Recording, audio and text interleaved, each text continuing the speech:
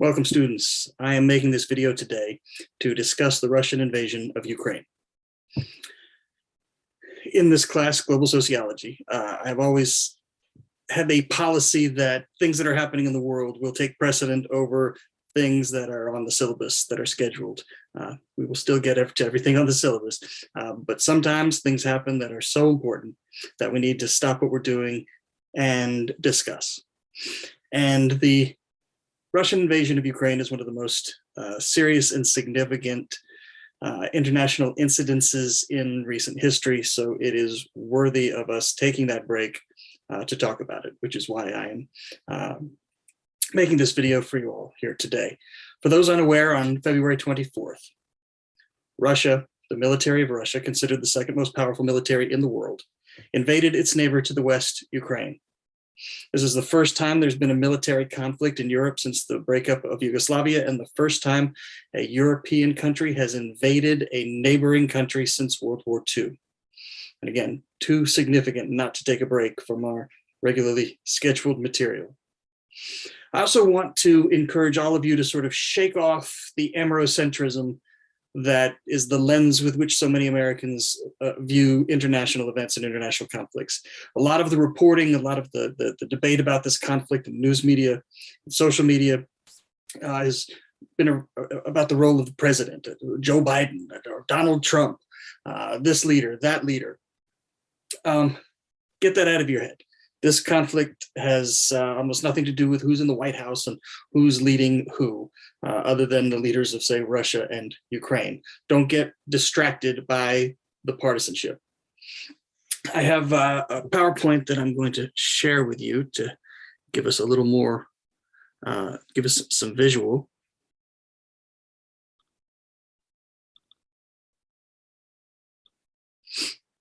And as I said, February 2020,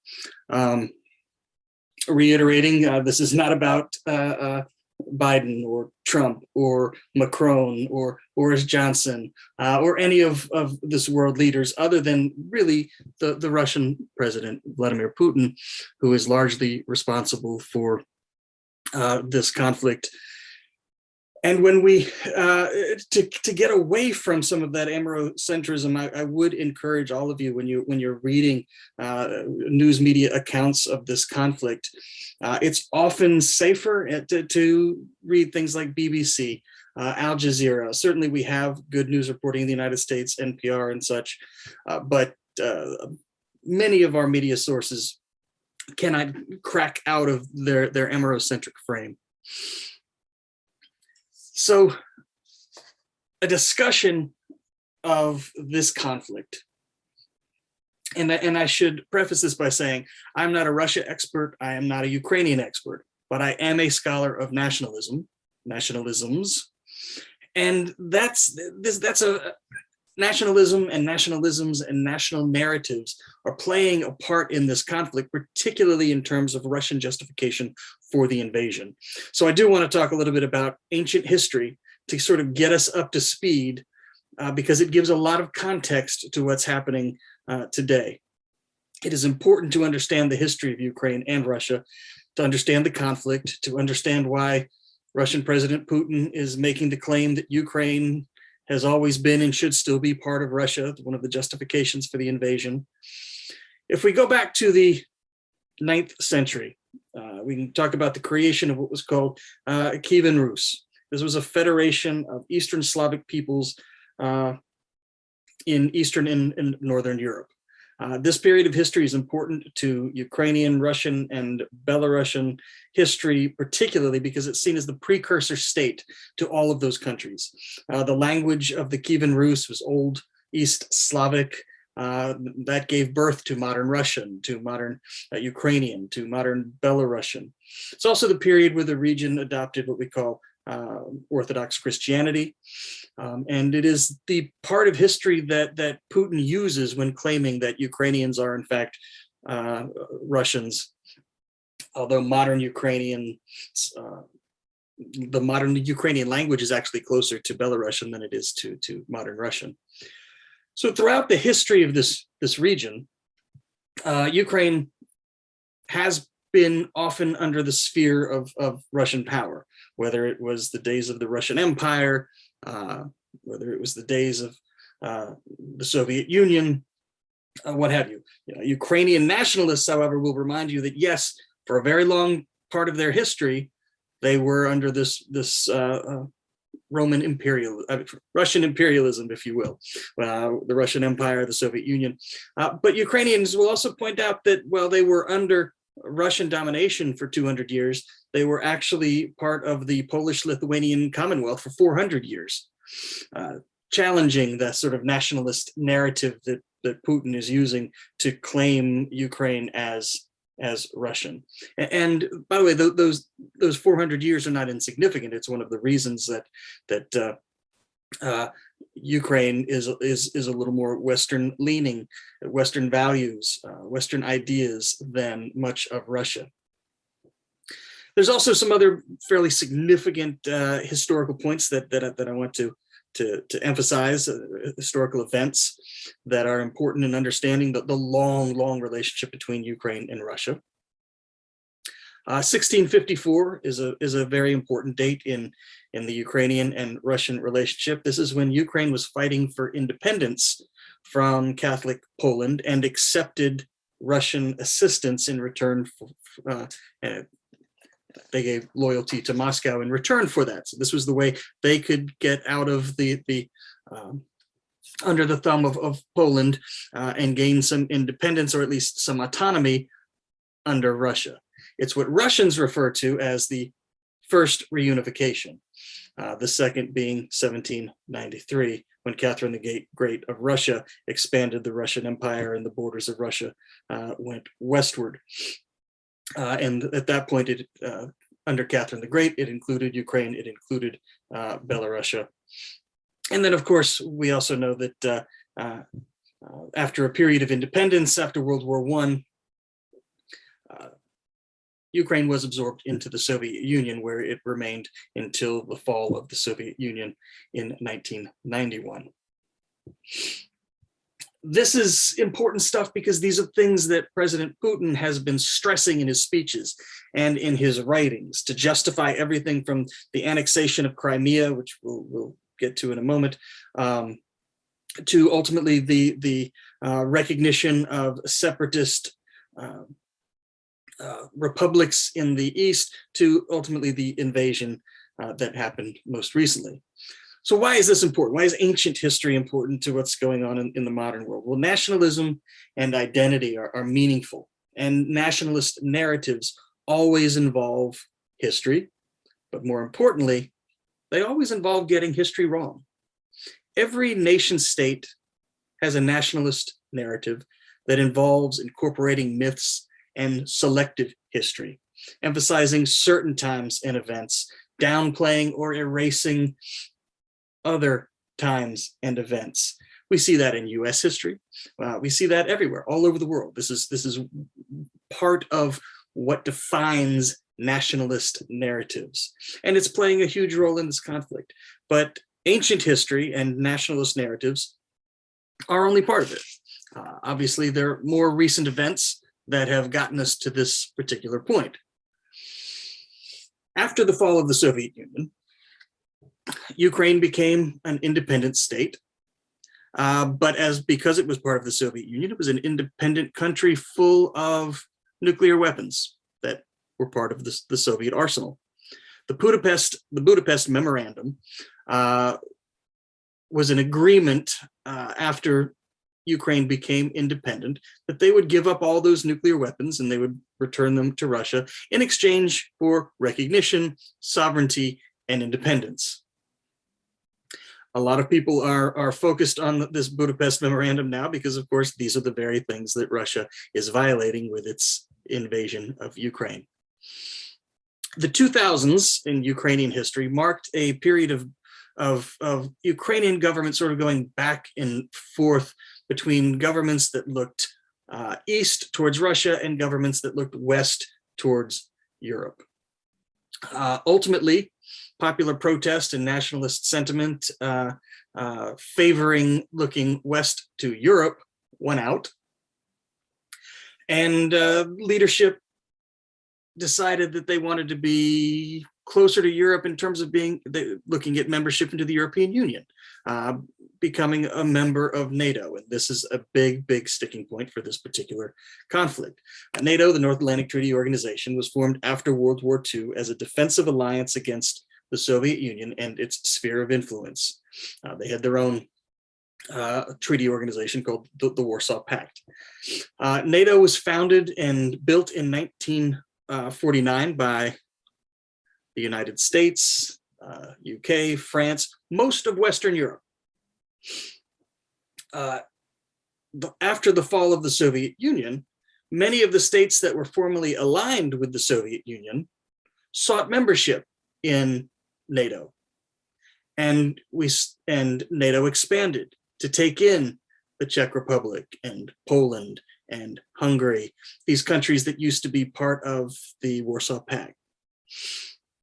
Fast forward a little further, later, states that were actually part of the Soviet Union, such as Latvia, Lithuania, Estonia, they also were admitted to NATO. And this really, really infuriated many people in Russia, particularly Russian President Vladimir Putin, and goes a long way to explaining this conflict. He's often said he does not want NATO countries on Russia's border. This is a security concern for him. He sees NATO as a threat, very much stuck in sort of Cold War thinking, if you will. And so let's fast forward to 2014.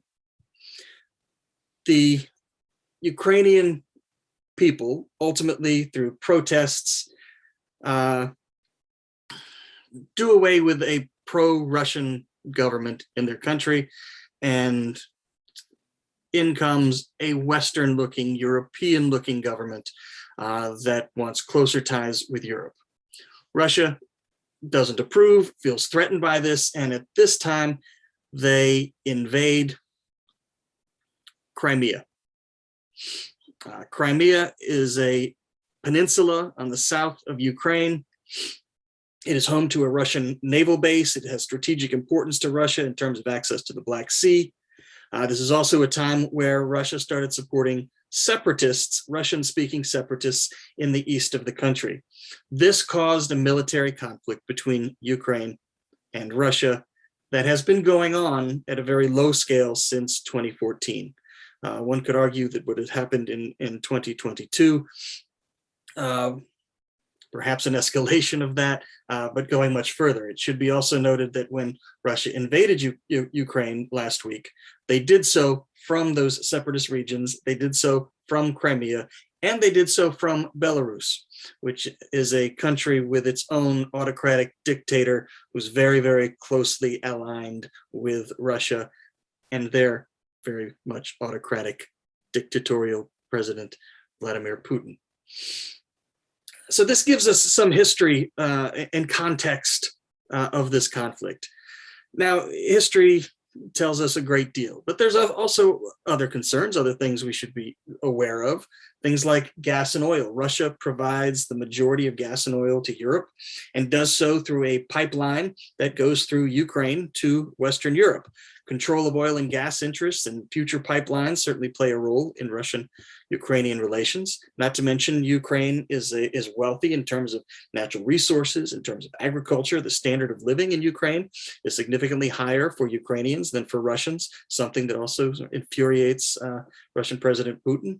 Ukraine is much more democratic than Russia, a fact that's also resented by Putin in his very undemocratic Russia. Putin has ambitions. It's well known that President Vladimir Putin of Russia has, he is a product of the Cold War, that Soviet system. And since the breakup of the Soviet Union, he has really wanted to sort of regain Russia's superpower status, regain what was part of the old Russian Empire, whether it was the Tsarist Empire, whether it was the Soviet Union, and certainly an invasion of Ukraine fits right into that. That furthers his goals of bringing Russia back. But this is 2022. A country like Russia invading a European neighbor was seemingly, we couldn't even think of such a thing not very long ago. This really is significant. And the Western world has been trying to figure out how to react, how to respond. Ukraine is not in NATO. If it were in NATO, an attack on a NATO country is an attack on all NATO countries, and the entire treaty organization, the United States and most of Western Europe and Canada, would be obligated to enter into a military conflict to defend any other NATO country. Ukraine is not in NATO. Ukraine would like to be in NATO. In fact, some argue that what Putin has done is he wanted to weaken NATO, and this was one way he did it. What's happened is just the opposite. Countries like Finland and Sweden that are not in NATO and never had a desire to be are now considering, well, maybe we should consider being in NATO. But for the most part, the reaction of the West has been to send weapons, to send aid, and what you might probably hear the most about, sanctions. This is an invasion that has garnered almost universal condemnation. There are very, very few places in the world that have not condemned Russia, making Russia much more of a pariah state than it has ever been in its history. Now, these sanctions, what are these sanctions intended to do? They're intended to limit Russia's ability to be part of the global economy. They're intended to stunt Russia's ability to finance and grow their military. It's designed to impair their ability to compete in the high-tech 21st century economy. These sanctions have targeted banks, they've targeted oil refineries, military exports, the core infrastructure of the Russian financial system. And there are now restrictions on things like semiconductors and telecommunications and encryption security and lasers, sensors, navigation, avionics, maritime technologies, a whole host of things. Russian leaders have also been individually targeted. President Putin himself, the Russian foreign minister.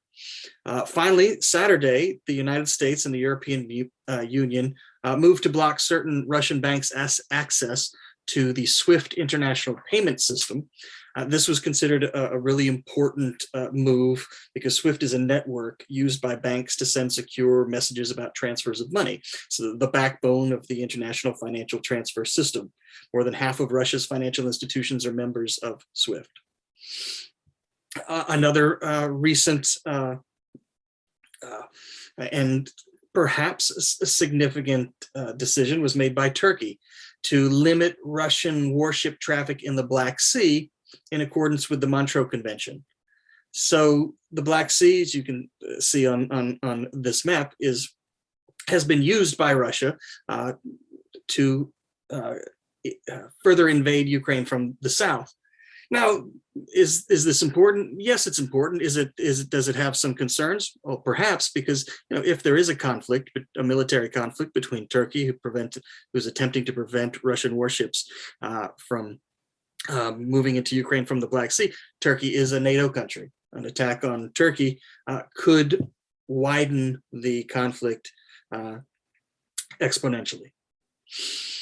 Other acts of support include neighboring countries, Poland, Romania, Hungary, Moldova, taking in Ukrainian refugees, hundreds of thousands of Ukrainian refugees. Ukrainians, neighbors, and much of the world have suspended the need for visas to make it easier for Ukrainians to enter their country, to get safe from the fighting and the war.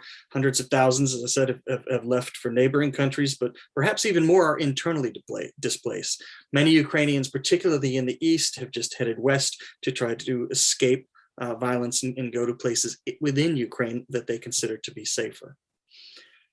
The fight in Ukraine is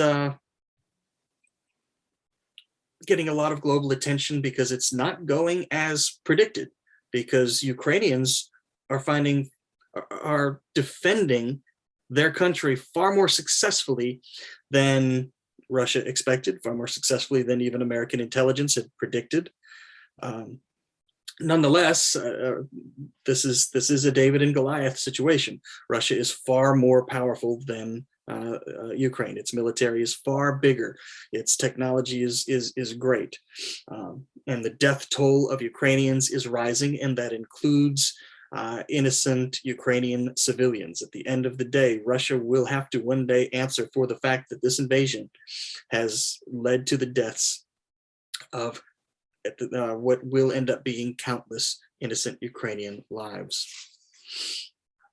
So what can happen? Where do we go from here? Honestly, we don't know. We're witnessing it all unfolding in real time. But there are some possibilities to consider. Best case, Ukraine successfully defends itself. Russia rethinks its goals, brings its military home, perhaps with some agreement that Ukraine won't join NATO. Worst case, the conflict spreads to NATO countries, embroiling the US and Europe into a much larger war. But there are a host of possibilities.